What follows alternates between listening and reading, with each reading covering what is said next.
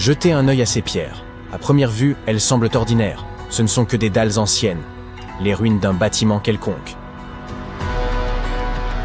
Cependant, contrairement à de nombreuses autres découvertes archéologiques similaires, celle-ci est parmi les plus mystérieuses et les plus uniques. Voici pourquoi. Ces pierres sont les vestiges d'un grand complexe religieux appelé Pumapunku, situé en Bolivie. Les scientifiques n'en sont pas certains, mais il est probable que Pumapunku ait été construit sous l'empire des Tiwanaku, qui a existé entre l'an 300 et l'an 1000 de notre ère, avant l'empire Inca. Aucune information ne suggère que cette civilisation disposait de technologies de construction avancées. De plus, il est possible qu'elle n'ait même pas connu l'écriture. Chacune de ces pierres a été sculptée et polie avec une précision remarquable. Elles s'emboîtent parfaitement, comme les pièces d'un puzzle. Le travail est si raffiné qu'il serait impossible d'y glisser même une lame de rasoir. C'est assez impressionnant pour un peuple qui vivait il y a environ 1500 ans. En outre, ces pierres sont très lourdes. Les plus grosses pèsent environ 130 tonnes. Comment les ont-ils transportées d'un endroit à un autre? Les scientifiques pensent que cette civilisation ignorait l'existence de la roue. Alors, comment ont-ils réussi à construire une structure aussi parfaite? Les Tiwanaku disposaient-ils des connaissances et des outils nécessaires pour travailler la pierre? Ou quelqu'un d'autre a-t-il construit Pumapunku? Plusieurs théories existent à ce sujet. Théorie numéro 1. Une civilisation avancée est arrivée en Amérique du Sud, a collaboré avec les Tiwanaku pour construire cette merveille d'ingénierie, puis est repartie. Théorie numéro 2. Des êtres venus d'une autre planète ont débarqué sur Terre, ont montré aux humains comment construire des structures parfaites et ont créé Pumapunku. Cette théorie est toutefois peu crédible. Un autre scénario du même ordre suggère que Pumapunku a été construit par des créatures mythologiques issues de la culture sud-américaine de l'époque. Théorie numéro 3. La plus plausible. Il n'y a aucun mystère. Les Tiwanaku constituaient une civilisation avancée dotée de technologies de construction incroyables. Qu'en pensez-vous? Bien, nous venons de voir des pierres parfaitement rectangulaires utilisées pour construire un temple. Que diriez-vous de pierres parfaitement rondes destinées à l'étude du ciel étoilé? Ou à d'autres fins, qui sait? Alors bienvenue au Costa Rica. Au sud de ce pays se trouvent les sphères d'Iki. Il s'agit de pierres rondes, lourdes et de grande taille, créées à l'époque précolombienne, vers l'an 600 de notre ère. Ces pierres proviennent d'un type de roche unique, formé à partir de magma refroidi. En d'autres termes, quelqu'un a attendu la fin d'une éruption volcanique et le refroidissement du magma, puis a utilisé ce matériau pour sculpter ces sphères. Mais comment ont-ils fait pour obtenir une forme aussi parfaite? Selon les scientifiques, ils auraient utilisé de petites pierres pour broyer et sculpter le magma refroidi. Certains spécialistes pensent que ces pierres étaient destinées à s'orienter, qu'elles servaient à indiquer leur chemin aux voyageurs. D'après une autre théorie, les sphères d'Ikis étaient utilisées pour l'astronomie. Personne ne connaît la vérité. Et nous ne l'apprendrons peut-être jamais, car tous ceux qui connaissaient le secret de ces pierres ont disparu à la suite de la conquête espagnole.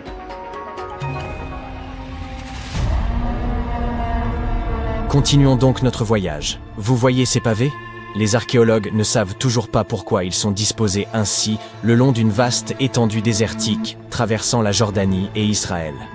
Ces pierres étranges forment une chaîne de 64 km de long et sont ici depuis environ l'an 300 avant JAC.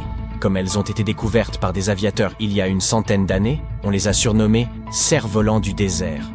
L'une des théories les plus populaires à leur sujet suggère qu'elles furent placées à cet endroit pour attirer les animaux et les capturer. Apparemment, les chasseurs anciens connaissaient bien le comportement de la faune locale, et ils étaient sûrs que les bêtes finiraient par marcher le long de ces pavés et qu'ils finiraient par tomber dans une fosse préparée à l'avance. Des pierres rectangulaires et carrées parfaitement lisses, des pierres rondes, des pièges de pierre pour capturer des animaux, et encore de la peinture sur pierre. Pour découvrir cela, rendons-nous à Glasgow, en Écosse, où des archéologues ont mis au jour une dalle datant d'environ 5000 ans. Elle porte le nom de Cochno Stone. La dalle elle-même mesure 13 mètres sur 8, soit environ la moitié d'un terrain de basket. Et toute sa surface est recouverte d'étranges motifs tourbillonnants que les scientifiques qualifient de marques en coupe et en anneaux. Mais que signifie-t-il? Comme pour le reste, Les scientifiques n'en sont pas encore certains. Une théorie suggère toutefois que ces inscriptions auraient un lien avec des phénomènes astronomiques, tels que les éclipses lunaires ou solaires. Peut-être s'agit-il d'une carte du ciel, ou peut-être que ses créateurs souhaitaient simplement réaliser une œuvre d'art. Quoi qu'il en soit, il existe un autre fait intéressant, lié à ces dessins. Des scientifiques en ont découvert de similaires sur plusieurs sites préhistoriques à travers le monde. Délaissons à présent les pierres mystérieuses, et intéressons-nous à d'autres merveilles archéologiques. Voici la chronologie approximative du développement de la civilisation, à partir de 8000 avant notre ère, selon les scientifiques.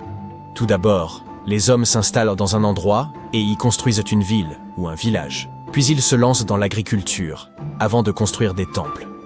Cependant, en 1994, des archéologues ont déclaré « Non, l'ordre pourrait être différent. Et si les hommes avaient d'abord construit des temples pour vénérer des êtres mythiques supérieurs, avant de construire des villes et de se lancer dans l'agriculture ?» Rendons-nous en Turquie, dans la région rurale de Göbekli Tepe, où, au milieu des années 90, des archéologues ont découvert plusieurs piliers de pierre sur lesquels étaient sculptés des animaux. Cette structure ancienne remonte au 10e millénaire avant notre ère. Aujourd'hui, cet endroit est considéré comme l'un des plus anciens lieux de culte au monde. Il a très probablement été construit par des chasseurs semi-nomades qui ne connaissaient rien à l'agriculture, car celle-ci n'est apparue dans cette région que 5 siècles plus tard. Aujourd'hui, les scientifiques se posent la question suivante. Est-il vrai que de telles structures ont conduit à la colonisation de la région ? La réponse à cette question pourrait nous aider à comprendre la mentalité et le développement de l'humanité dans de nombreuses régions de la planète. Aimeriez-vous posséder un parchemin sur lequel serait indiqué l'emplacement d'un trésor ? En fait, vous en avez déjà un. Vérifiez par vous-même. Il vous suffit de rechercher « le trésor du rouleau de cuivre » sur Google, de télécharger une photo haute résolution du rouleau en question et de suivre ses instructions. Mais attention, le texte est absolument incompréhensible. Les scientifiques tentent de déchiffrer ce message depuis sa découverte en 1952 à Qumran, et ils n'y sont toujours pas parvenus. Selon une théorie, le rouleau contiendrait des informations sur une importante quantité d'or et d'argent. Cependant, même si ce trésor n'existe pas, cet artefact n'en présente pas moins un grand intérêt. Il a été créé il y a environ 2000 ans, à l'époque où l'Empire romain régnait sur la colonie de Qumran. Peut-être les habitants de la région souhaitaient-ils cacher leurs objets de valeur aux légionnaires romains et ont-ils laissé un plan à leurs descendants ? Lorsque vous vous approchez de cette merveille archéologique, vous ne remarquez rien. Mais si vous montez haut dans les airs et que vous regardez vers le sol, vous verrez des motifs étonnants, créés par le peuple de la culture Nazca. On les appelle les lignes de Nazca. Des pilotes et des passagers d'avions de ligne les ont aperçus pour la première fois dans les années 1920 et 1930, lors de vols au-dessus du Pérou. Ces grands dessins sont composés de lignes géométriques, d'images complexes d'animaux et de figures fantaisistes. Il y a plus de 2000 ans, un peuple a creusé à la surface du sol pour créer ces motifs. Mais pourquoi ? Les lignes de Nazca continuent de fasciner les chercheurs et les passionnés d'archéologie. Les récentes avancées technologiques, telles que l'imagerie par drone et la cartographie par satellite, ont apporté un nouvel éclairage sur ces formations énigmatiques. Certains chercheurs s'intéressent désormais à la possibilité que ces lignes aient eu plusieurs fonctions, notamment celle de communiquer avec des êtres extérieurs à notre monde. Et cette hypothèse est plausible. Une partie des scientifiques pense que ces étranges motifs étaient un moyen rituel de communiquer avec les divinités de la civilisation Nazca. L'étude de ces merveilles archéologiques enrichit non seulement notre connaissance du passé, mais nous invite également à admirer l'ingéniosité et la créativité de l'esprit humain.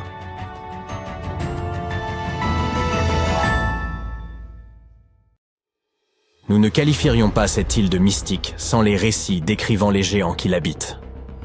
L'île de Gozo, située à Malte, sert de toile de fond à une légende ancienne. Malte, nation insulaire nichée dans la mer Méditerranée, au sud de l'Europe, occupe une position stratégique exceptionnelle. Au fil de son histoire, elle a été gouvernée par de nombreuses civilisations, parmi lesquelles les Phéniciens, les Grecs, les Romains et les Carthaginois. Par une nuit glaciale, il y a plusieurs millénaires, un fermier aperçut le ciel virer à l'orange, puis au rouge, avant d'entendre un bruit sourd retentir. Bien que le sol tremblât légèrement, il ne s'agissait pas d'un séisme. En scrutant la forêt, il distingua une silhouette colossale, plus haute que les arbres. Approchant avec précaution, il réalisa qu'il s'agissait d'une femme, une géante, qui se présenta sous le nom de Sansuna. Contrairement aux terribles géants décrits dans de nombreux récits, Sansuna ne nourrissait aucune intention de détruire l'humanité. Bien au contraire, elle se montrait bienveillante et généreuse. Elle révéla aux fermiers que son peuple pouvait aider à défendre leurs terres contre les envahisseurs. Les habitants furent intrigués par cette proposition, d'autant plus que, située sur une route commerciale stratégique, Malte était fréquemment la cible d'invasions. La légende raconte que Sansuna s'installa à Malte et ne tarda pas à se mettre à l'œuvre. Mais son travail ne consistait pas en de simples tâches. Elle transportait des monolithes gigantesques sur son épaule pour édifier un temple monumental appelé Gantija, signifiant la tour des géants. Elle accomplissait cet exploit tout en portant, sur l'autre épaule, son enfant, mi-humain, mi-géant. Selon certains récits, Sansuna se nourrissait exclusivement de haricots et de miel, bien que d'autres substituent le miel par de l'eau. Ce qui prête à sourire, c'est que Malte, malgré sa modeste taille, 10e plus petit pays au monde, aurait été la terre d'accueil de géants. Allez comprendre. Le temple évoquait un immense jeu de Tetris, certaines pierres atteignant le poids impressionnant de 20 éléphants. Ces blocs monolithiques sont si massifs que les spécialistes estiment qu'il aurait fallu la force conjointe de 50 hommes pour en soulever un seul. Aussi captivante que soit cette histoire, les humains n'ont jamais prouvé l'existence réelle des géants, rendant ce récit hautement improbable. Certains textes anciens mentionnent brièvement une espèce de géant appelé Nephilims. Ces derniers auraient été des colosses terrifiants, responsables de nombreux ravages sur Terre, avant de disparaître au moment du déluge. Cependant, aucune preuve tangible de leur existence n'a jamais été découverte, jusqu'à l'apparition d'un élément intrigant. L'archéologie maltaise a mis au jour plusieurs découvertes étonnantes au fil des années, dont l'une des plus marquantes est connue sous le nom de crâne de l'hypogée. Ce terme, d'origine grecque, signifie « souterrain ». Ce site extraordinaire fut découvert au cours de la première décennie du XXe siècle, lorsqu'un appel urgent parvint au directeur du Musée national de Malte. Des ossements remarquables avaient été déterrés par accident, nécessitant son expertise immédiate. L'hypogée se présentait comme une véritable ville souterraine, composée de labyrinthes et de salles réparties sur plusieurs niveaux. Ces structures avaient été taillées dans un calcaire similaire à celui utilisé pour les temples maltais situés en surface. L'hypogée regorgeait de précieuses reliques et d'artefacts inestimables. Les chercheurs ont rapidement établi que l'hypogée servait de lieu de dernier repos pour les habitants de l'époque. Parmi les découvertes figuraient de nombreux ossements, squelettes et surtout des crânes. Ces derniers n'étaient pas des crânes humains classiques, mais appartenaient à la catégorie dite allongée. Plus intriguant encore, ces crânes ont été dissimulés au public pendant de nombreuses années, alimentant des spéculations et donnant naissance à une multitude de théories. Cette découverte a constitué un tournant pour l'archéologie maltaise, même si les scientifiques se sont retrouvés démunis face à cette énigme. Certains se sont interrogés sur l'origine de ces crânes, se demandant s'ils étaient naturels ou avaient été altérés, en sachant que certaines cultures utilisaient des techniques de déformation crânienne. D'autres chercheurs ont évoqué des hypothèses plus audacieuses, allant des petits hommes gris aux géants légendaires. Certains suggèrent même que ces crânes allongés pourraient être des sculptures dédiées à des divinités venues d'ailleurs. Faute de preuves pour confirmer ces théories, une question demeure. Qui étaient réellement les bâtisseurs des temples mégalithiques de Malte? Examinons les faits établis par les scientifiques. Les temples mégalithiques de Malte se dressent depuis 3500 ans avant notre ère, ce qui les rend encore plus anciens que les pyramides d'Égypte. La véritable énigme réside dans le fait que ces édifices aient été érigés bien avant l'apparition de l'écriture. Pourtant, leur construction nécessitait des compétences technologiques avancées que l'on peine à expliquer. Le temple de Gantija semble défier toute logique humaine par son ampleur. Le temple sud possède un couloir bordé de 4 salles ovales, évoquant la forme d'un grand trèfle. Dans l'une de ces salles, les archéologues ont découvert des autels ornés de motifs en spirale. Ces structures, vraisemblablement utilisées à des fins rituelles, témoignent de l'importance des pratiques spirituelles chez les premiers Maltais. Le temple nord, bien que similaire dans sa conception, est plus modeste et dispose d'une entrée si basse qu'elle oblige les visiteurs à se courber pour y pénétrer. Ce détail pourrait symboliser un geste de déférence envers les divinités vénérées en ces lieux. Il est difficile de ne pas s'interroger sur les raisons mystérieuses qui ont poussé ces bâtisseurs à créer un temple d'une telle envergure. Peut-être ont-ils enrôlé l'un dragon de Daenerys pour déplacer ces monolithes? Bien sûr, il ne s'agit que d'une plaisanterie, mais saviez-vous que les célèbres portes de Medina, à Malte, avaient servi de décor pour Port-Réal dans l'épisode 3 de la première saison de Game of Thrones? Quoi qu'il en soit, revenons aux géants. La théorie selon laquelle ces lieux avaient une vocation rituelle a gagné en crédibilité lorsque les archéologues ont mis au jour des figures énigmatiques surnommées les Dames Grasses. Ces petites statues, au corps rond et au visage reflétant une grande joie de vivre, semblent-tu témoigner d'un certain hédonisme. Ces statues rappellent étrangement une version miniature de Sun Tzu-na, la géante évoquée précédemment. Les scientifiques estiment qu'elles figuraient probablement le bien-être et la prospérité. Leur existence atteste non seulement des compétences artisanales avancées des anciens Maltais, mais aussi de l'intentionnalité de leur construction et de leurs créations artistiques. L'une de ces œuvres, connue sous le nom de « La Dame endormie », est une pièce d'art néolithique représentant une femme de forte corpulence, allongée sur le côté, semblant dormir paisiblement. Après des analyses approfondies, les chercheurs ont supposé qu'elle incarnait la grande faucheuse. Découverte dans l'hypogée, un vaste lieu de sépulture, cette statue se distingue des autres dames grasses, notamment par sa coiffure et sa jupe ornée de broderies. Une autre statue intrigue particulièrement. Elle représenterait une femme mesurant 2,50 m de hauteur, accompagnée d'un fragment du bord de sa jupe. Sa découverte, pour le moins inhabituelle, remonte à 1915, lorsqu'un agriculteur, gêné dans son travail par de larges blocs de pierre, invita le directeur du Musée national de Malte à venir les examiner. Pour certains, cette trouvaille constitue la preuve de l'existence de Sun Tzu-na, tandis que d'autres restent sceptiques. Et ce n'est pas tout. L'endroit où cette statue gigantesque a été trouvée abritait l'un des sites archéologiques les plus impressionnants de Malte, les temples de Tarsien. Construits à partir de blocs de calcaire, certains mesurent dans 6 mètres de haut et pèsent environ 20 tonnes. En poursuivant ces fouilles, le directeur du musée, un certain Zamit, découvrit plusieurs sites similaires, tous composés de pierres mégalithiques. Ces structures, attribuées à des agriculteurs de l'âge de pierre ayant vécu sur une île isolée de la Méditerranée il y a des milliers d'années, défient toute logique. Il suffit d'observer les temples de Mnajdra. Il pourrait y bien représenter le tout premier calendrier au monde.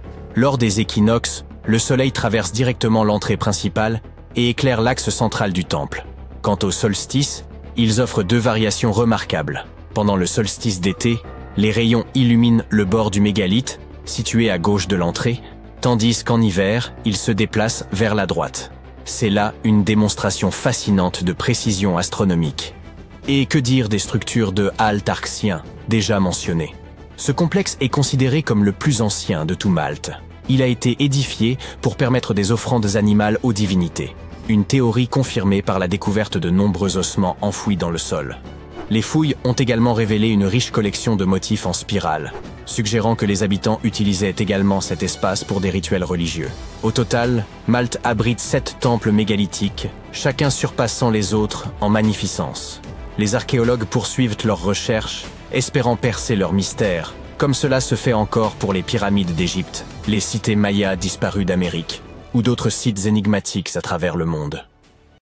Imaginez que vous ayez réservé une excursion dans les jungles du Costa Rica.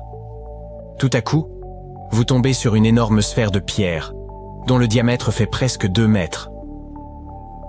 Comment diable est-elle arrivée là et que symbolise-t-elle? Vous interrogez immédiatement votre guide. Il n'est pas aussi étonné que vous, et vous explique qu'il y en a en fait plusieurs centaines disséminées dans le sud du pays. Ces mystérieuses sphères de pierre n'ont pas de nom officiel.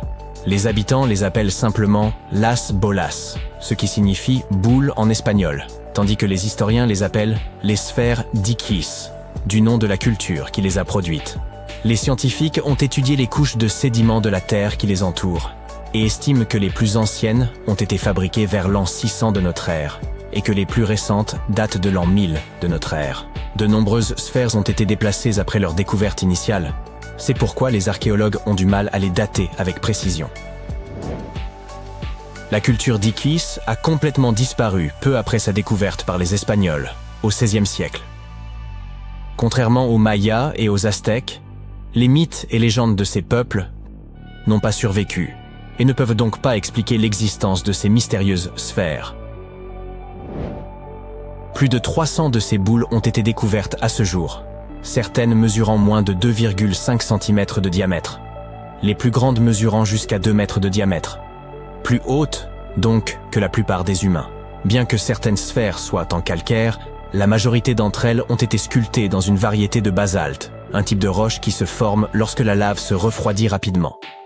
Certaines sphères pèsent jusqu'à 15 tonnes et, dans la plupart des cas, leur surface est lisse au toucher, bien qu'il existe des pièces plus rugueuses, généralement inachevées. Si l'on écarte la théorie selon laquelle l'érosion fluviale aurait sculpté naturellement ces boules, il semble que ce soit d'anciens hommes qui les aient créées en martelant des blocs de pierre avec d'autres pierres. Une fois la forme approximative obtenue, ils polissaient la roche jusqu'à la perfection en utilisant des techniques telles que la fracture contrôlée et le meulage. Ces mystérieuses sphères se trouvent dans le delta du Dikis, sur la côte de l'océan Pacifique. La plupart d'entre elles ont été découvertes dans un lieu appelé Ferme 6, qui, avec 3 autres sites, a été proclamé site du patrimoine mondial de l'UNESCO en 2014. La zone contient d'autres découvertes de l'époque précolombienne, telles que des espaces pavés, des sites funéraires et des monticules.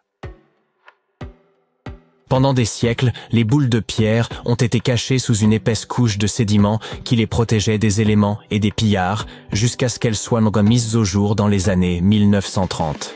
La société propriétaire du terrain défrichait la forêt tropicale pour y installer des bananeraies lorsqu'elle est tombée sur ces étranges ouvrages de pierre.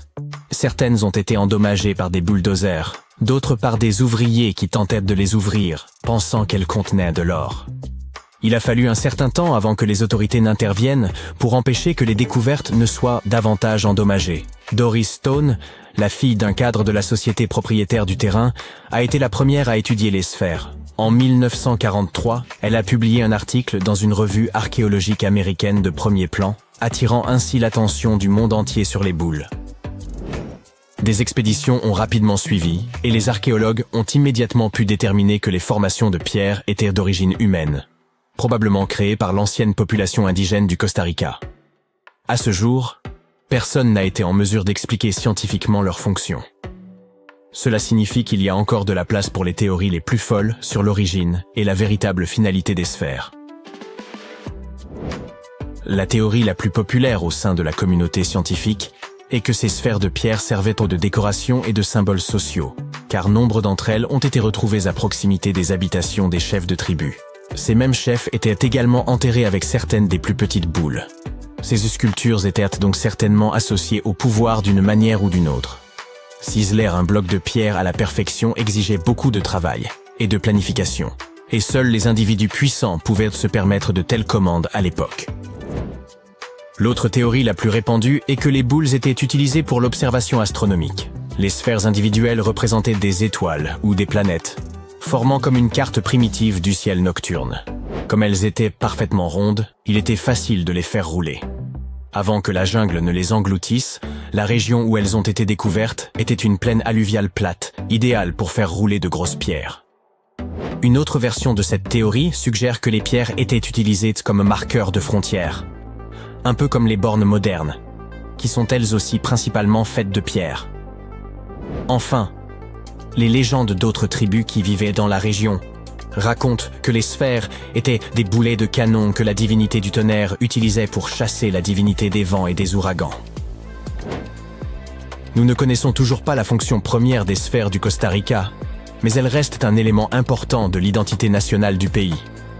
Le musée national de San José, la capitale du Costa Rica, en possède 6 dans sa cour.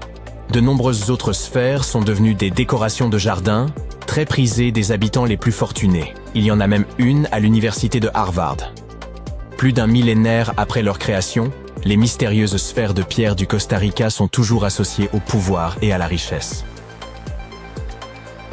En termes mathématiques, les sphères de pierre ne sont pas tout à fait rondes. On estime qu'elles sont presque parfaites, approchant la forme d'une sphère à 96%. Bien que ce chiffre soit impressionnant, les sphères du Costa Rica ne sont pas les seules de leur genre. Il y a près de 10 ans, des ouvriers ont découvert de mystérieuses sphères géantes en pierre dans les profondeurs d'une mine de charbon du nord de l'Asie. La surface de ces sphères, qui mesurait un peu plus de la longueur d'un pas humain en diamètre, était exceptionnellement lisse, et les gens se sont penchés sur la question pour tenter de comprendre ce dont il s'agissait. Certains étaient là persuadés que les boules venaient d'un autre monde, tandis que d'autres suggéraient qu'il s'agissait en fait d'œufs de dinosaures pétrifiés. Les scientifiques ont rapidement mis fin aux discussions. Il s'est avéré que les mystérieuses sphères étaient en réalité des concrétions. Il s'agit de formations rocheuses qui mettent des millions d'années à se former dans les profondeurs du sous-sol. Pensez à un caillou qui amasse de la neige en dévalant une colline. C'est ainsi que se forment les concrétions. L'eau souterraine, riche en sédiments et en minéraux, s'écoule autour de la concrétion, la façonnant lentement en un orbe parfait. Ce processus est assez courant dans la nature, mais en général, les concrétions sont assez petites. Les sphères trouvées dans la mine de charbon avaient atteint cette taille dans un sol riche en minéraux, et elles étaient suffisamment grandes pour intéresser la presse et le grand public. Un autre cas possible de concrétion est celui des imposantes sphères de pierre retrouvées dans la vallée de Visoko, en Bosnie. Semir Osmanagić, que l'on a surnommé l'Indiana Jones bosniaque, a été le premier à étudier ces objets dont la largeur équivaut à celle d'un autobus londonien. Il pense que ces boules de pierre ont été sculptées par une civilisation disparue qui vivait dans la région il y a 1 millier d'années. La couleur rougeâtre des orbes prouve cependant qu'il s'agit bien de concrétions, riches en fer. Les Moki Marbles, découverts dans l'Utah rural, ont une couleur similaire à celle des sphères bosniaques.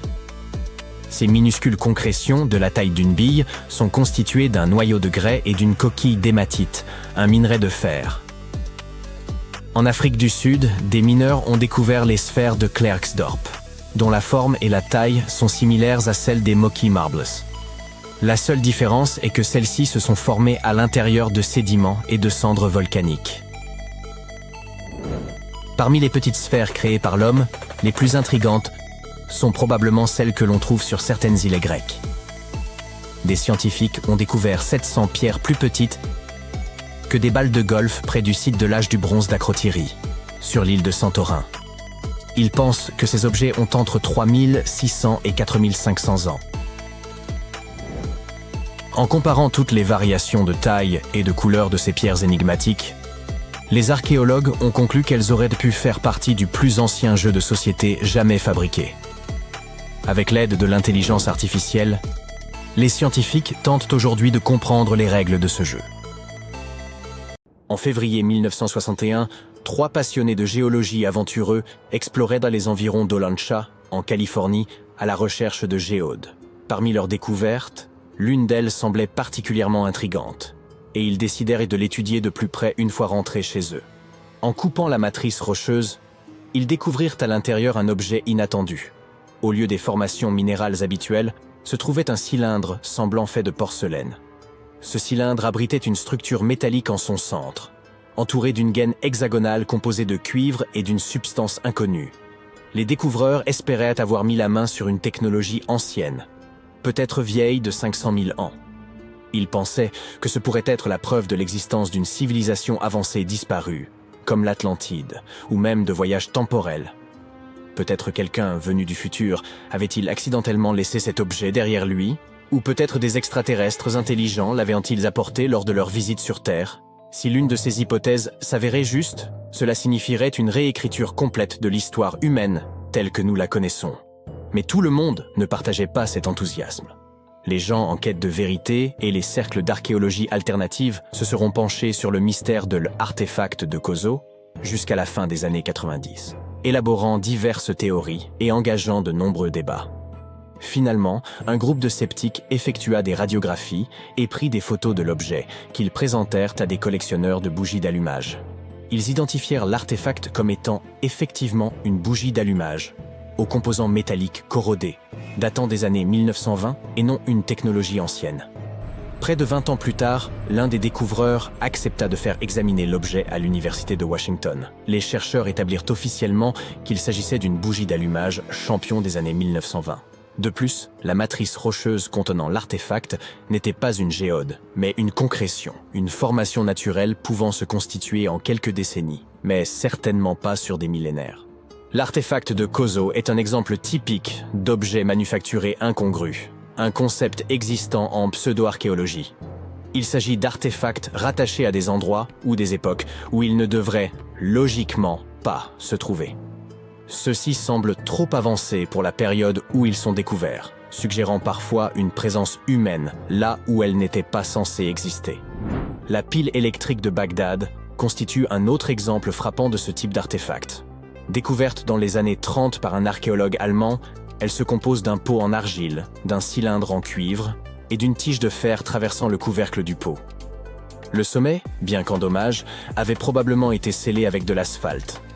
Son découvreur remarqua qu'elle contenait deux métaux différents et potentiellement un électrolyte, les éléments clés d'une batterie. Bien qu'aucun texte ancien ne corrobore cette hypothèse, les tests scientifiques effectués en la remplissant d'une solution ionique, comme du vinaigre ou du vin, démontrèrent qu'elle pouvait effectivement conduire de l'électricité. Si cette batterie datait réellement de 2000 ans, elle aurait pu être utilisée dans des pratiques médicales anciennes ou même intégrée dans des statues pour créer l'impression d'une vibration, destinée à impressionner les visiteurs. Wilhelm König, son découvreur, pensait qu'elle servait à la galvanoplastie, un procédé de revêtement des métaux. Même si elle fonctionnait comme une batterie, la pile de Bagdad ne pouvait produire qu'une infime quantité d'énergie, soit environ 1 volt. Certains pensent donc qu'elle servait plutôt de conteneur pour des rouleaux sacrés. Dans les années 30, un couple fit une découverte étrange lors d'une promenade le long de Red Creek à London, au Texas. Il s'agissait d'un morceau de bois dépassant d'une formation rocheuse apparemment ancienne. Une décennie plus tard, leur fils, intrigué par ce mystère, décida de briser la roche et découvrit à l'intérieur un marteau à l'aspect étonnamment moderne. Cette découverte retint l'attention de Carl Baugh, un créationniste jeune terre, qui prétendait que la roche entourant le marteau datait de la période du Crétacé. Il y voyait une preuve contredisant la théorie de l'évolution. Toutefois, des investigations scientifiques démontrèrent que la roche n'était pas aussi ancienne qu'il n'y paraissait. Les processus géologiques successifs avaient simplement enrobé ce marteau moderne au fil du temps. Ainsi, il ne s'agissait pas d'une preuve de la coexistence pierre à feu avec les dinosaures, comme certains l'espéraient, mais simplement d'un mineur ayant laissé tomber son marteau il y a des siècles, et de la nature ayant fait son œuvre. Un archéologue chinois aurait découvert des grottes semblant avoir servi de sépulture à de petits êtres aux grandes têtes ovales. À côté de leurs dépouilles, des peintures rupestres représentaient des figures portant des casques ronds, ainsi que le soleil, la lune, la terre et les étoiles, connectés par des groupes de petits points. On découvrit également plus de 700 disques de pierre mystérieux gravés de sillons en spirale. Les choses prirent une tournure encore plus étrange lorsque ces disques furent envoyés à un professeur chinois, qui affirma que ces sillons étaient en réalité des caractères écrits. Selon son interprétation, les disques racontèrent l'histoire des Dropa, venus d'une autre planète et dont le vaisseau spatial s'était écrasé sur Terre il y a environ 12 000 ans. Ces visiteurs auraient tenté de vivre parmi les humains jusqu'à ce qu'ils soient traqués par les locaux. Cependant, aucune preuve concrète ne corrobore cette histoire. Elle fut publiée pour la première fois dans les années 60 à travers quelques articles, mais elle semblait douteuse. Aucune des personnes impliquées, l'archéologue, le professeur, ou même l'université pour laquelle ils étaient censés travailler, ne semblait avoir laissé de traces dans les archives. Et bien qu'il existe un peuple au Tibet portant le nom de Dropka, ils sont entièrement humains, et non des visiteurs extraterrestres. De plus, il n'y a aucune preuve tangible de l'existence des pierres de Dropa. Dans une région reculée de Chine, se trouvent des formations étranges en forme de tube, connues sous le nom de tuyaux de Begong. Un explorateur local les découvrit en 1996, émergeant du mont Begong et le long des rives du lac Tozon-U, à proximité. Certains pensaient qu'ils étaient l'œuvre d'anciens visiteurs extraterrestres. Lorsque des échantillons des tuyaux furent analysés, ils contenaient principalement des minéraux courants, mais un mystérieux 8% de matière inconnue. Des tests révélèrent que ces tuyaux existaient avant l'apparition de l'homme. Des géologues chinois visitèrent le site et suggérèrent que ces tuyaux s'étaient formés naturellement au fil du temps. Il pourrait s'agir de sédiments s'accumulant dans les fissures de la terre ou même des racines d'arbres fossilisés, témoignant du passé luxuriant de la région. Mais tout cela reste incertain. Au Mexique, il existe une mystérieuse tête en terre cuite et au nom difficile à prononcer, la tête de Tecaxi-Calixtlahuaca, découverte dans les années 30 lors de la fouille d'une sépulture. Cette tête ressemblait étrangement aux statues romaines de la période classique, rendant intrigante sa présence au Mexique. et pour une raison quelconque, son découvreur la garda secrète pendant plusieurs décennies. La tête avait été trouvée dans une pyramide à 3 étages, à environ 60 km de Mexico, accompagnée d'objets d'or, de cuivre et de poterie. Certains avancent que si cette tête est réellement vieille de plusieurs siècles, cela pourrait indiquer que les Romains ou une autre civilisation auraient atteint la Mésoamérique bien avant Christophe Colomb. Il existe également des théories suggérant un naufrage après lequel quelques artefacts et survivants auraient atteint la côte. Certaines hypothèses avancent que la tête de cette figurine aurait été un petit souvenir rapporté par les Vikings. Cependant, il n'existe aucune preuve archéologique d'une rencontre entre les Vikings et les peuples mésoaméricains. Bien que quelques artefacts circulent, aucun n'a été identifié comme une preuve indéniable de contact précolombien. Ainsi, le mystère de l'origine de cette tête demeure irrésolu. En creusant une tranchée le long d'une rivière en Roumanie, des ouvriers découvrirent un objet en forme de cale, désormais célèbre sous le nom de cale en aluminium d'Ayoud ou coin d'Ayoud. À côté, se trouvaient des os de mastodontes, ces ancêtres des éléphants qui vivaient il y a 11 000 ans, suggérant que la cale pourrait être du même âge.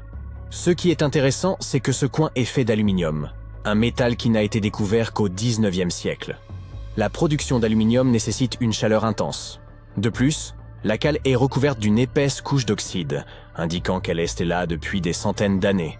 Certains pensent qu'elle aurait pu tomber d'un vaisseau spatial venu d'une autre planète. Certains scientifiques pensent qu'il s'agit d'une supercherie, tandis que d'autres supposent qu'il pourrait s'agir d'un objet fabriqué par l'homme pour un usage inconnu. Dans le nord-est de la Thaïlande, une famille d'énormes baleines en pierre nage dans la forêt. Elles font partie d'une formation rocheuse vieille de 75 millions d'années. Il y a longtemps, cette partie de la Thaïlande n'était qu'un désert. Les mouvements de la croûte terrestre ont poussé le grès vers le haut pour créer ces montagnes fascinantes. Accessible à tous ceux qui veulent passer la journée à parcourir le réseau de sentiers, ce site est de plus en plus populaire auprès des touristes. Une fois que tu auras atteint le dos d'une des baleines et que tu regarderas la mer infinie de verre qui s'étire en contrebas, tu comprendras pourquoi. Au détour de ces chemins, tu trouveras des cascades, une grande variété de plantes et d'animaux exotiques, et du haut de la colline, tu pourras même voir directement le pays voisin, le Laos. Les formes ressemblent à celles des baleines qui nagent ensemble. Pas étonnant que cet endroit s'appelle le Rocher des Trois Baleines. Quelle merveilleuse façon de voir la Thaïlande sur le dos d'une baleine géante en pierre. En creusant dans une mine canadienne en mars 2011, un ouvrier a fait une découverte incroyable. Il a trouvé un spécimen de nodosaure presque parfaitement préservé. Ce dinosaure éteint pesait environ 1360 kg et mesurait 5,50 m de long. Bien qu'il ait plus de 110 millions d'années, le nodosaure était si bien préservé que l'on peut voir clairement la lourde carapace et la peau écailleuse qui le recouvrait. Il a fallu presque une année entière de travail minutieux pour dégager l'incroyable trouvaille. Le fossile a finalement été dévoilé dans un musée canadien en 2017. De façon inattendue, l'analyse de la peau a révélé des nuances qui indiquent que le nodosaure était peut-être capable de se camoufler, comme les geckos et les papillons de nuit des temps modernes. Cela s'ajoute aux épines et aux écailles qui en font déjà un char d'assaut. Encore étudié aujourd'hui, ce nodosaure pourrait être l'un des fossiles les plus importants que l'on ait découvert depuis longtemps. Ces secrets pourraient nous aider à élucider encore bien d'autres mystères du passé. Le manuscrit de Voynich est le document le plus mystérieux du monde. Depuis sa découverte en 1912, il reste un mystère complet pour tous ceux qui l'étudient. Il est abondamment illustré d'étranges images de plantes extraterrestres, d'objets inconnus et de symboles du zodiaque. Mais son aspect le plus intéressant est son écriture. Le langage utilisé dans le texte est complètement indéchiffrable. Personne ne sait ce qu'il signifie, qui l'a écrit, ni où il a été rédigé. On ne sait même pas si c'était un vrai langage fonctionnel ou s'il a été créé pour ce seul texte. Les dessins des différentes plantes sont tout aussi fascinants. La plupart des plantes du manuscrit sont identifiables comme des plantes, mais elles ne correspondent à aucune espèce connue. En Angleterre, un professeur de linguistique appliquée a affirmé avoir déchiffré certains des symboles du manuscrit, mais on n'a à ce jour pas réussi à trouver plus d'informations sur ce texte mystérieux. Si jamais tu as la chance d'aller en Australie, n'oublie pas de visiter les cratères mystérieux du Queensland. À mi-chemin entre Bundaberg et Gingin se trouve l'une des trouvailles les plus déroutantes d'Australie. En 1971, le site appartenait à un fermier qui cultivait des courgettes et des pommes de terre. Alors que le fermier essayait d'agrandir sa ferme, il butait sans cesse sur de gros rochers dans ses champs alors qu'il labourait. En regardant de plus près les roches qui se trouvaient sur son chemin, il a trouvé des fossiles marins et d'étranges cratères. Le fermier a transmis ses trouvailles à des professeurs de géologie qui se sont mis à étudier les formations. Lorsque les géologues ont commencé à creuser dans la région, ils ont découvert une énorme couche de grès et d'ocre qui était jalonnée de cratères. Il y avait 35 cratères au total et l'âge de la couche de roche a été estimé à environ 25 millions d'années. Les scientifiques qui étudient ce mystère pensent que les sources chaudes, l'ancienne activité océanique et les météores sont les principaux responsables de la formation de ces cratères. Et on aimerait bien connaître les personnages qui ont donné à ces villes les noms de Bundaberg et de Gingin. La machine d'Anticythère est une sorte d'ancien ordinateur qui déconcerte toujours les scientifiques par son extraordinaire conception. Il y a environ 2000 ans, un navire grec a coulé au large de l'île d'Anticythère. L'épave a été découverte en 1900 et des plongeurs ont récupéré certains de ces anciens artefacts. Quand les archéologues ont commencé à faire le tri des trouvailles de l'épave, ils sont tombés sur un objet qui ne semblait pas correspondre à quoi que ce soit de connu de l'époque. L'épave était ancienne, mais ils ont trouvé un appareil incroyable qui semblait bien trop avancé technologiquement. La machine fonctionnait comme une calculatrice, permettant à son utilisateur de suivre, avec une précision étonnante, le temps, le mouvement des étoiles, les éclipses, les phases de la Lune et même un compte à rebours pour des événements comme les Jeux Olympiques. Ce niveau de technologie est presque impossible à expliquer pour une épave de la Grèce antique. Aucun mécanisme ne s'est même approché d'une telle machine avant le XIVe siècle, lorsque des horloges à engrenages ont commencé à être fabriquées en Europe. Comment un tel dispositif a-t-il été créé il y a si longtemps, 1400 ans en avance sur son époque? Le naufrage de l'Anticythère et la perte de la calculatrice auraient-ils pu retarder notre développement technologique de plusieurs centaines d'années? En attendant, les monts du Caucase, bordant la mer Noire, sont l'une des rares régions d'Europe qui n'ait pas connu un important impact des humains, même si le terme de caucasien sert à désigner la plupart des personnes à la peau blanche. Les archéologues ont trouvé de nombreuses structures mégalithiques anciennes dans la région. Ces structures, semblables à des maisons, que l'on appelle communément des dolmens, contiennent des bijoux, des outils en bronze et des poteries variées. Les archéologues ne savent pas qui les a construites, ni pourquoi, ni dans quel but. Les structures sont soit deux pierres maintenues ensemble par une grande pierre faisant office de toit, soit des pierres plus petites empilées à la façon d'un mur avec un trou sur un côté. On a même trouvé des bouchons de pierre pour sceller ce qui se trouve à l'intérieur. Ce qui est encore plus étrange avec ces formations, c'est qu'on ne les trouve pas seulement dans le Caucase. On en trouve partout sur la planète, en Australie, en Corée du Sud, en Colombie, en Afrique et même en France. Leur fonction demeure inconnue, ce qui ouvre la voie à de multiples hypothèses. La découverte de la tombe du premier empereur de Chine en 1974 est bien documentée. Qui pourrait oublier la découverte de 8000 guerriers en terre cuite protégeant son entrée? La plupart des statues sont des guerriers, chacun ayant une expression faciale unique. Il y a même des chevaux et des chars en terre cuite, grandeur nature, juste au cas où. Ce que l'on ne sait pas, c'est qu'on n'a pas encore pénétré dans certaines zones du tombeau. Les archéologues sont très réticents à ouvrir le site, car toute la zone est instable. Il pourrait y avoir quelque chose d'étonnant à l'intérieur, mais personne ne veut risquer de perdre un morceau d'histoire si étonnant. Bientôt, les chercheurs enverront de minuscules robots dans les tombes encore scellées pour avoir une meilleure idée de ce qui se trouve à l'intérieur. En attendant, les archéologues doivent attendre un peu plus longtemps pour en connaître les secrets. Dans le sud du Costa Rica, on a découvert une collection de mystérieuses sphères de pierre. Il y en a plus de 300 dispersées dans le paysage et certaines font presque 2 mètres de diamètre. Personne ne sait à quoi elles servent ni comment elles ont été créées. Ce que l'on sait, c'est que le matériau avec lequel elles ont été fabriquées est du gabbro, une roche volcanique. Il aurait fallu beaucoup de temps et d'efforts pour sculpter les pierres dans ces formes sphériques parfaites. Les chercheurs pensent qu'elles ont pu être fabriquées par une population aujourd'hui disparue qui n'aurait utilisé qu'à peine quelques outils. La théorie la plus crédible est qu'ils se sont servis de petites pierres pour ciseler les bords des rochers avant d'utiliser du sable pour lisser les faces. Certains pensent qu'elles ont une fonction astronomique ou même qu'elles ont servi de marqueur pour indiquer le chemin vers quelque chose, mais personne n'en sait davantage. Leur signification s'est perdue avec la civilisation qui les a créées. Au large de la pointe sud du Japon et à 120 km de Taïwan se trouve la formation de Yonaguni. Un plongeur local a remarqué ces formations pour la première fois en 1986, alors qu'il cherchait de nouveaux sites de plongée pour y emmener les touristes. En voyant les grandes marches qui ressemblaient à une pyramide, il a cru découvrir une ville sous-marine. Certains archéologues pensent que les structures pourraient être les signes d'une civilisation légendaire du Pacifique, comme l'Atlantide, qui a disparu sous les vagues il y a des milliers d'années. Il y a aussi des marques sur la pierre suggérant un travail d'excavation. Certaines personnes ont même affirmé que des motifs d'humains et d'animaux avaient été gravés dans la pierre. Rien de tout cela n'est cependant étayé par des preuves tangibles. La plupart des experts pensent que la formation est naturelle et que la symétrie des roches a été exagérée. Elles ne sont pas aussi droites que ce qui a été rapporté et il semble que ce soit de la roche solide et naturelle plutôt que des blocs sculptés.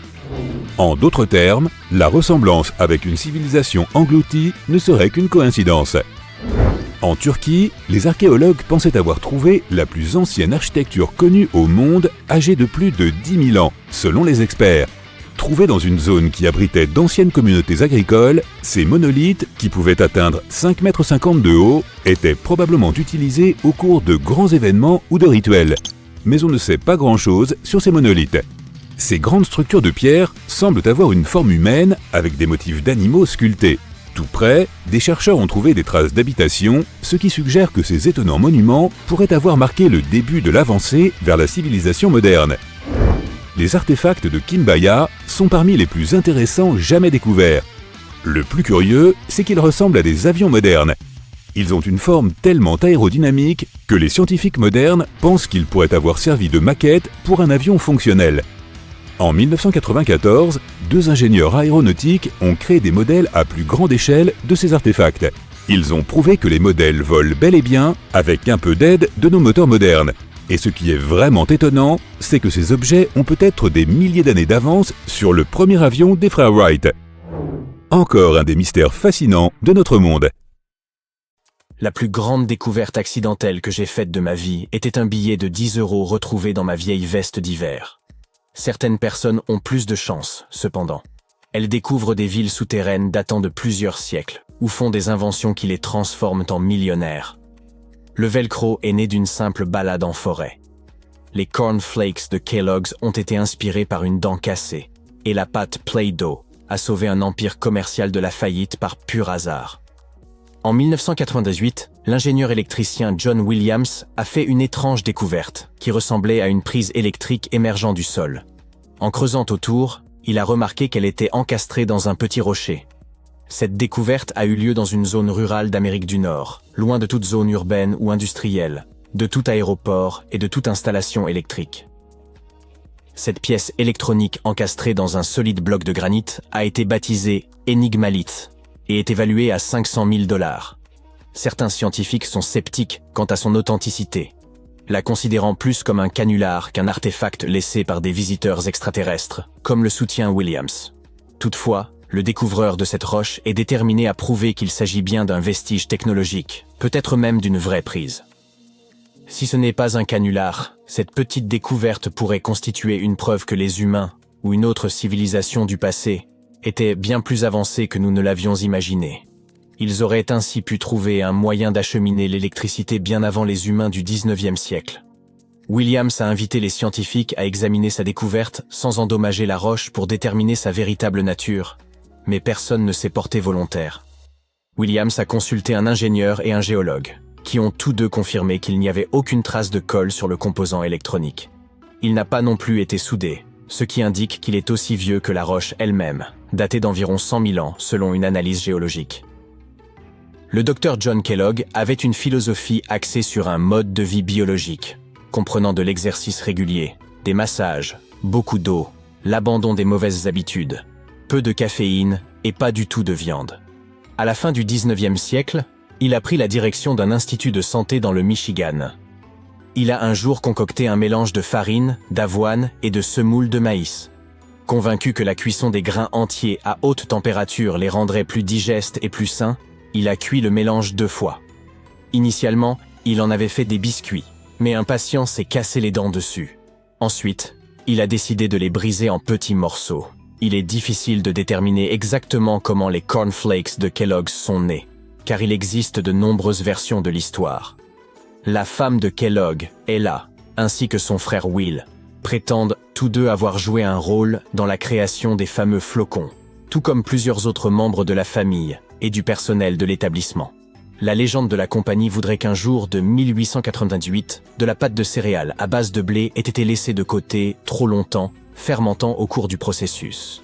Lorsqu'elle a été finement étalée, la pâte légèrement moisie s'est transformée en ces parfaits, grands et fins flocons qui sont devenus croustillants et délicieux au four.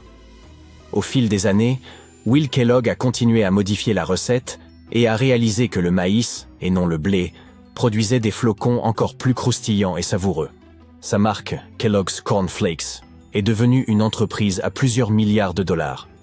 Un jour, l'ingénieur suisse Georges de Mestral est allé se promener avec son chien et est revenu avec un concept qui s'avérerait plus tard révolutionnaire.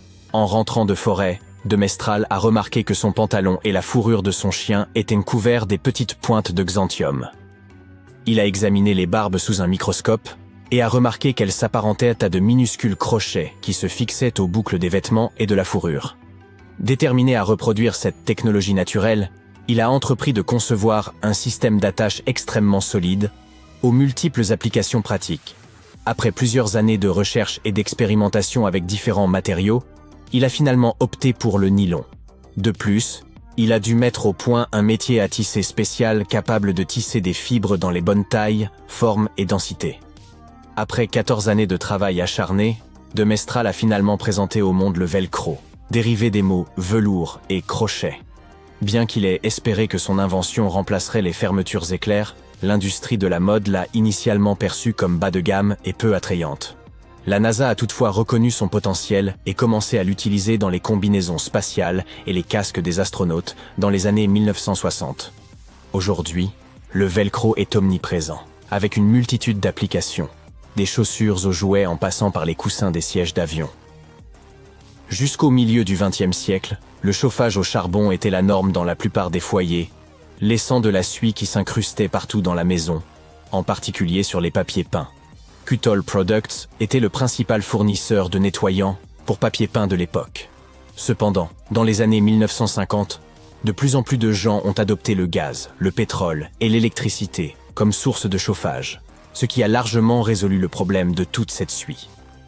Le propriétaire de Kuttol Products essayait désespérément de sauver son entreprise.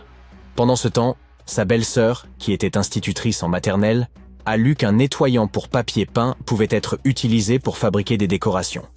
La pâte à modeler traditionnelle était trop difficile à manipuler pour ses élèves. C'est ainsi qu'elle a décidé d'expérimenter avec ce matériau. Et ça a très bien fonctionné. Elle a partagé sa découverte avec ses proches et a proposé un nom pour ce nouveau produit. Play-Doh. Avec la société Kuttol au bord de la faillite, c'était l'opportunité idéale pour une reconversion. Rapidement, des grands magasins comme Macy's et Marshall Field ont montré de l'intérêt pour ce nouveau jouet et ont commencé à le distribuer. Au début, la Play-Doh n'existait qu'en blanc, mais elle a rapidement été déclinée en rouge, bleu et jaune. Ils ont apporté plusieurs modifications à la recette originale, mais la composition de base reste largement la même que celle utilisée pour nettoyer le papier peint. Une légende urbaine affirme que si vous prenez toute la pâte à modeler Play-Doh jamais produite et la faites passer dans leur machine, vous obtiendrez un serpent assez long pour enrouler la planète 300 fois. Un Turc rénovait sa maison lorsqu'il a abattu une cloison de sa cave à coups de masse. À sa grande surprise, il a découvert un tunnel caché derrière le mur qui conduisait à une ancienne ville souterraine. Ce tunnel conduisait vers d'autres passages, des salles et des chambres. Cela s'est avéré être un complexe souterrain entier de 18 étages, dépourvu d'habitants et depuis longtemps abandonné. C'était la cité de Derinkuyu, conçue il y a des milliers d'années pour accueillir jusqu'à 20 000 personnes. Quiconque l'a construite a fait preuve d'une grande maîtrise, car creuser des tunnels dans cette roche tendre présente des risques d'effondrement considérables. Aucun des étages de Derinkuyu ne s'est jamais effondré. La ville était équipée d'un système de ventilation sophistiqué, comprenant plus de 15 000 puits d'aération. Les niveaux supérieurs bénéficièrent de la meilleure ventilation et étaient réservés aux chambres et aux espaces de vie. Les niveaux inférieurs servaient principalement au stockage, mais comportaient également des oubliettes. Entre les deux se trouvaient des espaces dédiés au bétail, une école, un couvent et de petites églises. John Martin, un professeur de sylviculture, se promenait une nuit dans une forêt du Wisconsin. Il utilisait une lampe torche à UV pour repérer les lichens, les champignons, les plantes et les grenouilles qui brillent sous cette lumière. Soudain, il a entendu un écureuil volant couiner près d'une mangeoire à oiseaux. Il a braqué sa lampe torche sur l'animal et l'a vu se teinter de rose. Le professeur en a discuté avec son collègue et ils ont décidé d'approfondir leurs recherches. Ils ont examiné les peaux d'écureuils volants conservés dans des musées pour déterminer si cette lueur rose était un phénomène courant. Il s'est avéré que presque tous les spécimens d'écureuils volants qu'ils ont examinés présentaient cette fluorescence. En revanche, les écureuils ordinaires n'en présentaient aucune. D'autres animaux fluorescents, comme les macareux et les caméléons, émettent une lueur bleutée sous la lumière UV. Les seuls autres mammifères avec une fourrure fluorescente sont une vingtaine d'espèces d'opossums. Ils habitent divers écosystèmes et ont des régimes alimentaires différents. La seule chose qu'ils aient en commun avec les écureuils volants est qu'ils sont nocturnes, alors que les autres écureuils préfèrent la lumière du jour. Il est possible que la lueur rose ait une fonction liée à la perception et au repérage nocturne des écureuils volants, surtout dans des environnements froids et enneigés où la lumière UV est plus abondante.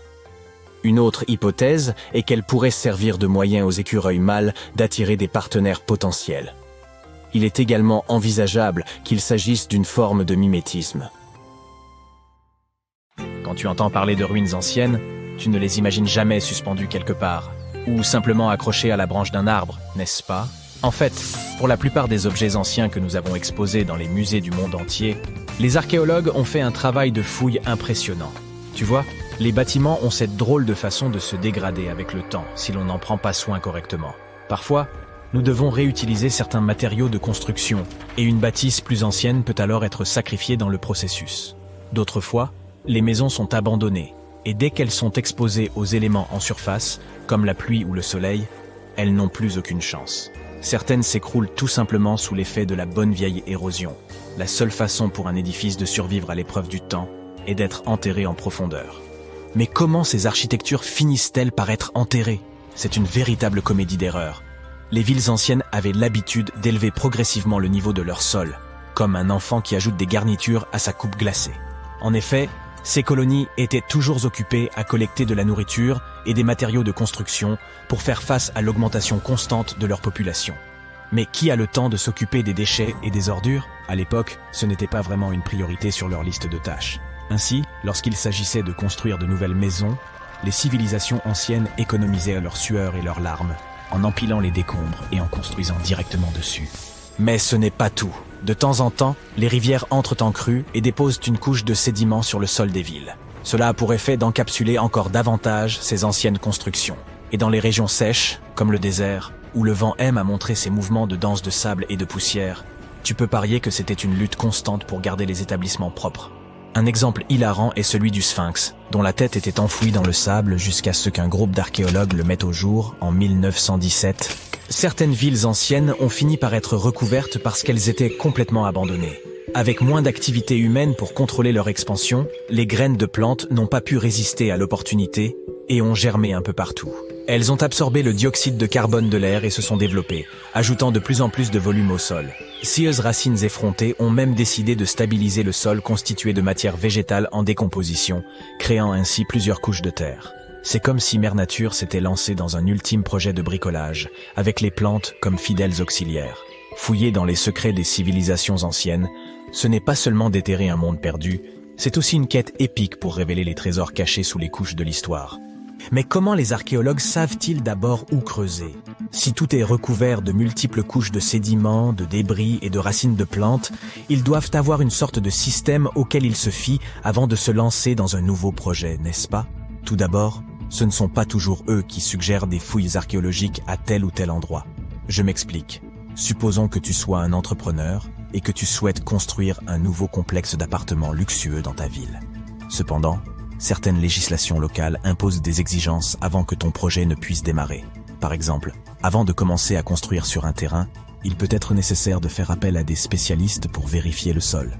Scieuses personnes intelligentes peuvent être des archéologues, des géologues ou des paléontologues.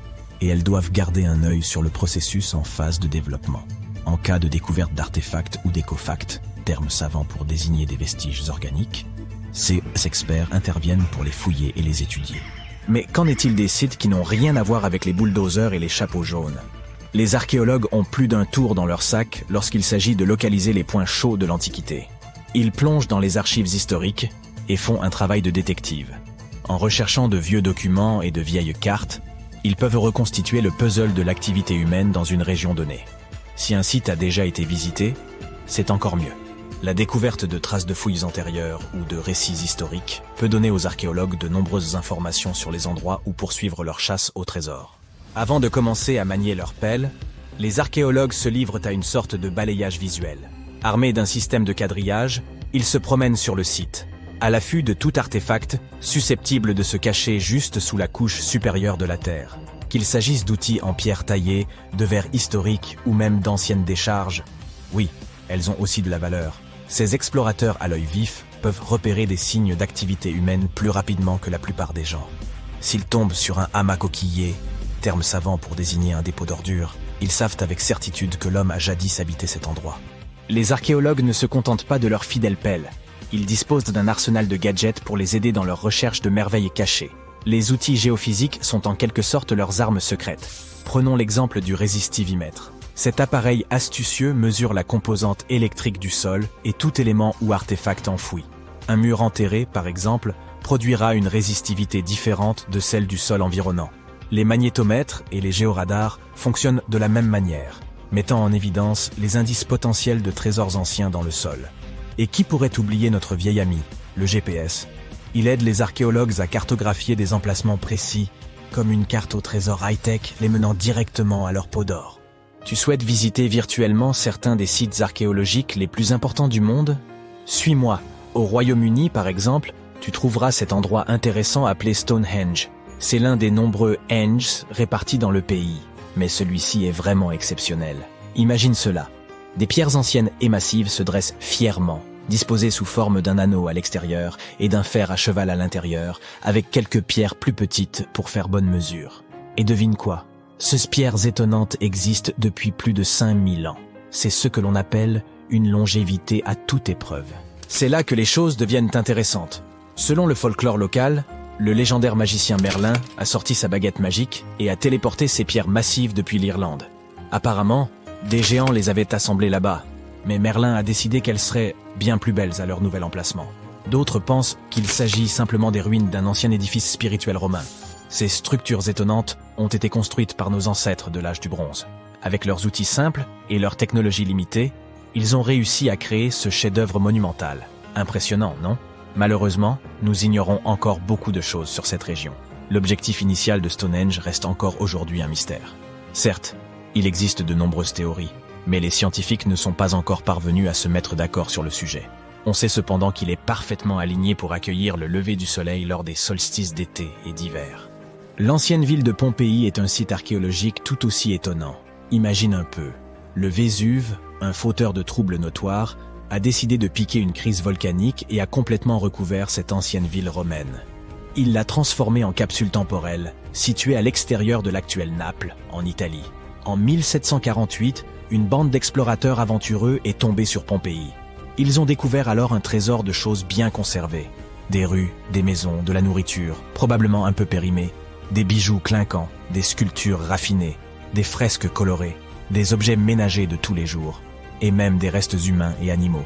C'était comme une fête archéologique épique. À première vue, Pompéi avait tout pour plaire. Des maisons et des villas de luxe, une immense arène de 20 000 places, de jolies petites boutiques d'artisans, des lieux de rencontre comme des tavernes, sans oublier les endroits coquins comme ces bains luxueux où l'on pouvait se faire dorloter intensément. Il y a aussi le sanctuaire d'Apollon, où les gens se réunissaient pour leur culte quotidien. Et bien sûr, le cœur animé de la ville, le forum de Pompéi, où tous les gens branchés avaient l'habitude de se retrouver. Et devine quoi? Pompéi est tellement cool qu'elle a été inscrite sur la liste du patrimoine mondial de l'UNESCO en 1977. C'est en quelque sorte le panthéon de l'histoire. Cette liste comprend également de nombreux autres bâtiments et sites célèbres, comme le Taj Mahal en Inde et l'Acropole d'Athènes en Grèce.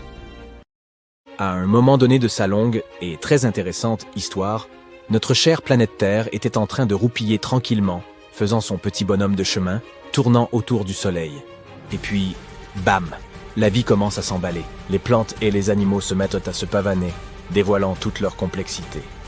Un peu plus tard, il y a environ 65 millions d'années pour être exact, une catastrophe cosmique se produit. C'est du moins ce que nous supposons. Un astéroïde s'est probablement écrasé sur la Terre, anéantissant les dinosaures et un tas d'autres grands animaux. Nous n'avons pas beaucoup plus de détails sur l'astéroïde en question. Mais nous savons qu'il était extrêmement massif et qu'il s'est écrasé sur notre précieuse planète, créant un chaos poussiéreux qui s'est répandu partout. Aujourd'hui encore, on trouve des vestiges de cette couche de poussière dans les roches sédimentaires. Si tu creuses en dessous, tu y découvriras tout un tas de fossiles. Ces créatures préhistoriques menaient la grande vie avant que l'astéroïde ne vienne gâcher la fête. Imagine que la planète fasse le ménage, laissant un tas d'espaces vides qui n'attendent que d'être remplis. Et devine qui a profité de l'occasion ? Les mammifères pardis. Ces petites créatures à fourrure se sont faites connaître. Mais comment se fait-il que cette catastrophe ait été une si belle opportunité pour eux ? C'est assez simple, en fait. En l'absence de persécuteurs, ils ont grandi, se sont multipliés et ont vu leur population s'étendre. Toutes sortes de mammifères se sont joints à eux pour combler les vides. Primates, rongeurs, bref, toute la bande à fourrure.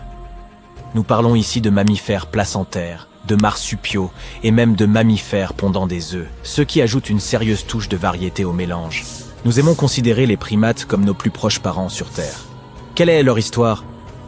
Il y a environ 63 millions d'années, quelques millions d'années après la dernière danse des dinosaures, les primates ont décidé qu'il était temps de se réunir en famille. Ils se sont divisés en deux groupes.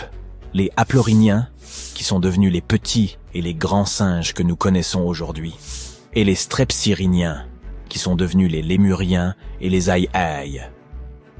La fête ne s'est pas arrêtée là. Il y a environ 58 millions d'années, les haplorhiniens ont entamé leur propre petite mission. Un invité spécial, le tarsier, a fait son entrée en scène.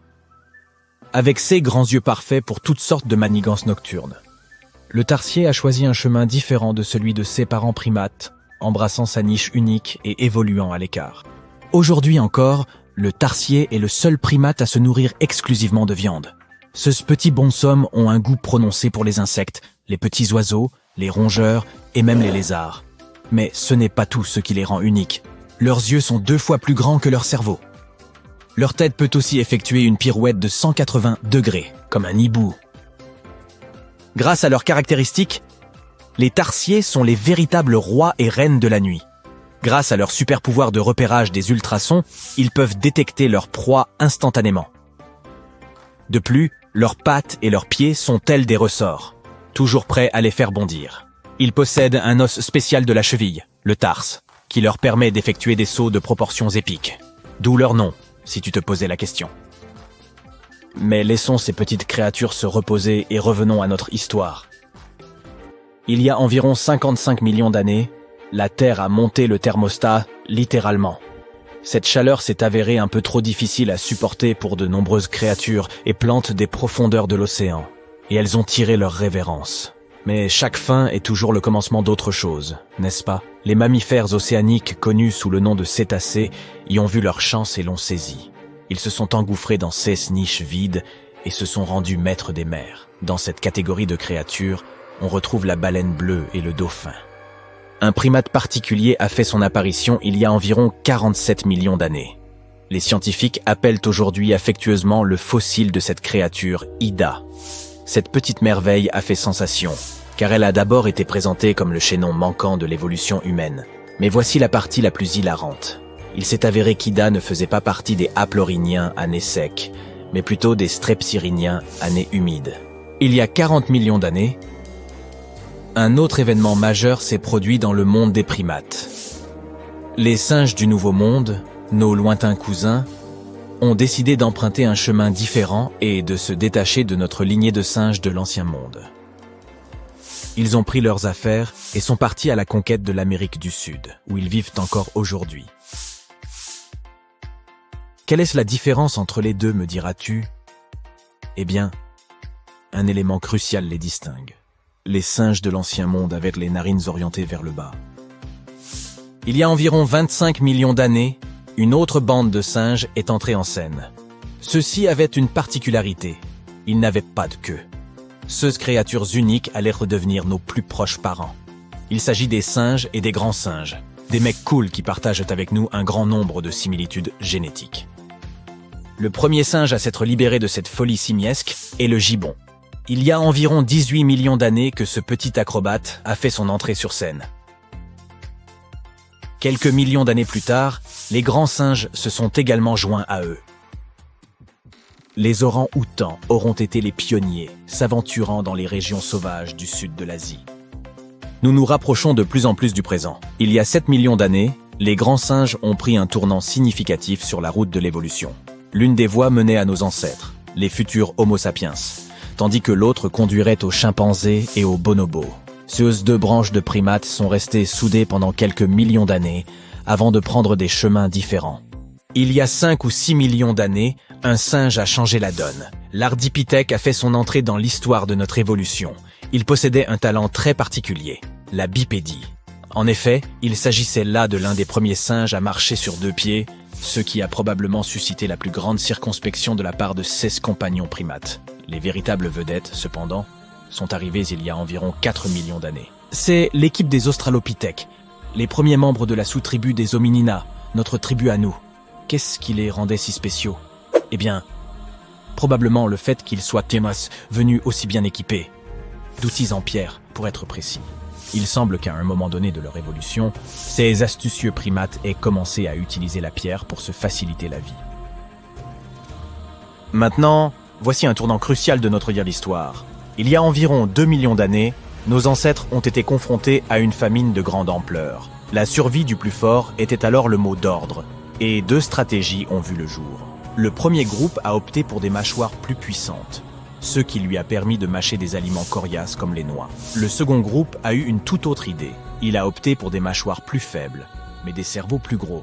Il voulait avoir accès à une plus grande variété d'aliments. Évidemment, c'est le groupe au cerveau le plus développé qui l'a emporté. Et c'est là que notre équipe entre en jeu. Il y a environ 2,5 millions d'années, un type de primate surnommé l'homme habile a marqué l'histoire.